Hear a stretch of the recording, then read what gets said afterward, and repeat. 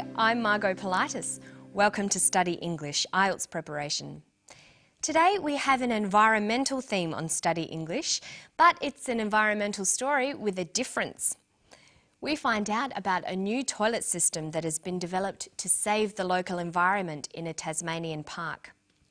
We're going to be looking at how to talk about processes, so listen carefully to David Holman talk about his new environmentally friendly toilet.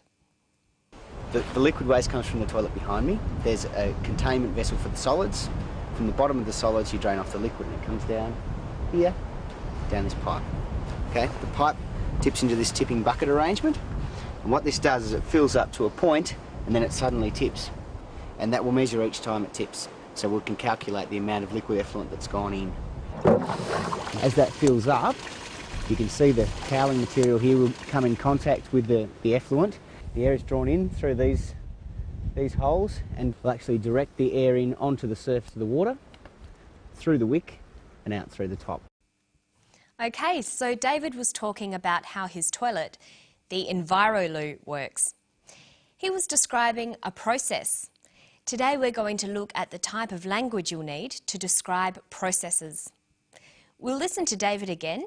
This time, listen out for the types of verbs he uses. The liquid waste comes from the toilet behind me. There's a containment vessel for the solids. From the bottom of the solids you drain off the liquid and it comes down here, down this pipe.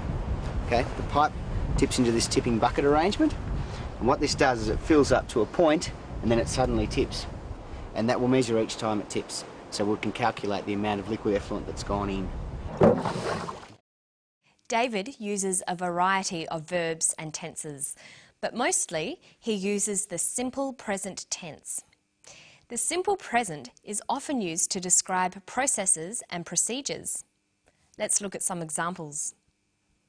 The liquid waste comes from the toilet behind me. Okay, the pipe tips into this tipping bucket arrangement, and what this does is it fills up to a point and then it suddenly tips. There's also another, more formal way of describing processes. That's using the passive voice. In formal academic writing, it's common to use the passive voice for actions in a process or procedure.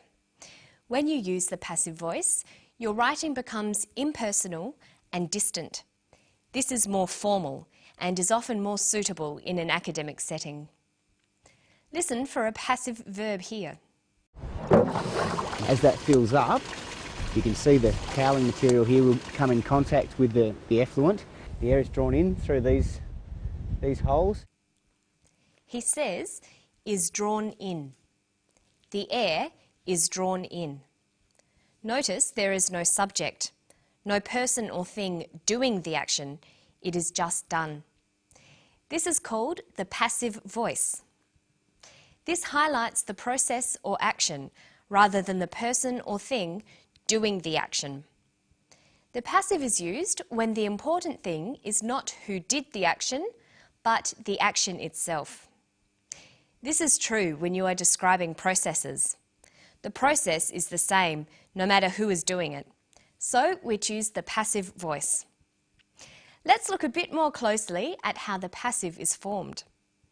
Passive verbs are formed by using the verb to be plus the past participle of the verb. Let's look at the verb draw in, to bring something in.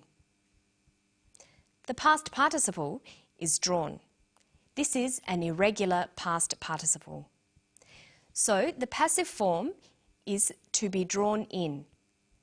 The different forms of the passive vary according to the action and when the action happened.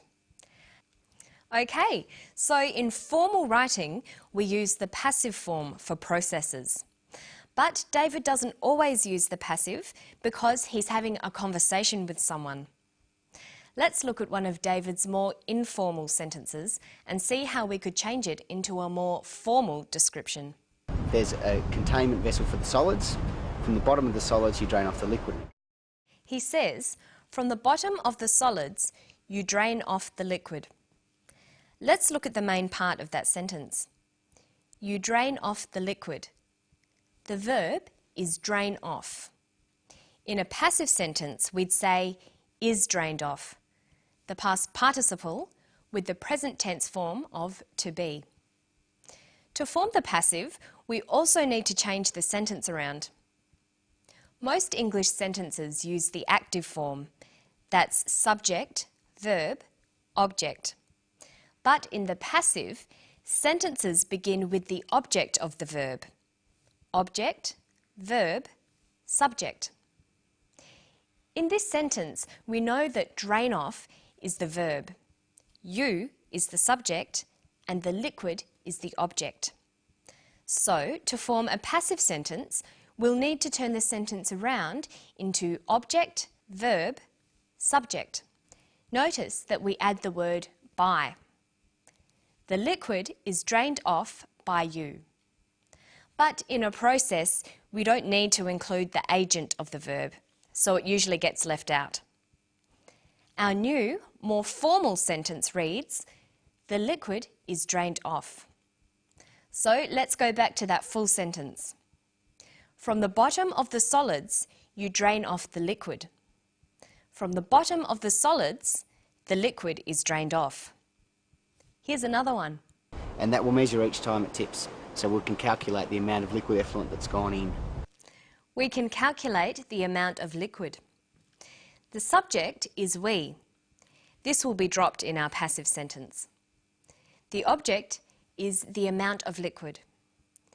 The verb is can calculate. Calculate has the past participle calculated. When there are auxiliary verbs like can, we use the infinitive form of the verb to be. So the full verb phrase can calculate becomes can be calculated.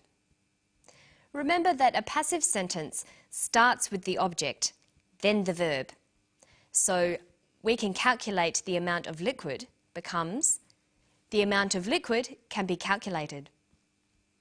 Okay, let's finish today by testing you on the passive.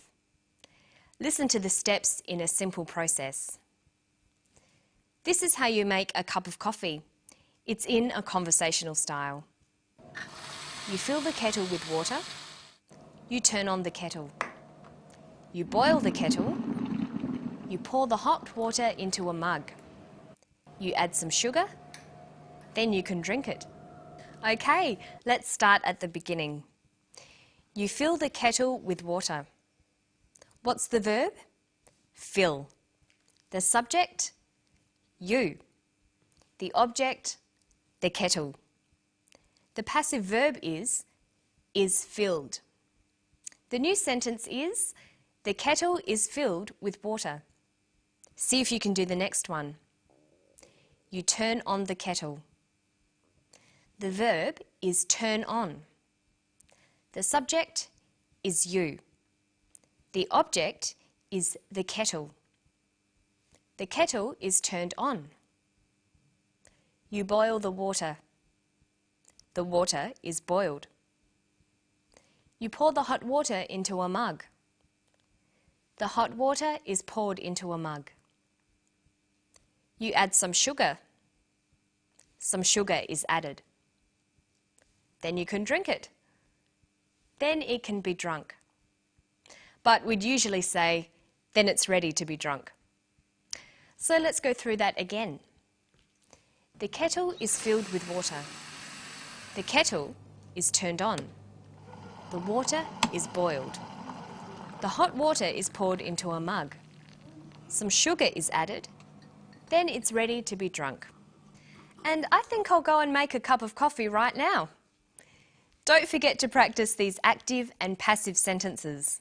And I'll see you next time for Study English. Bye.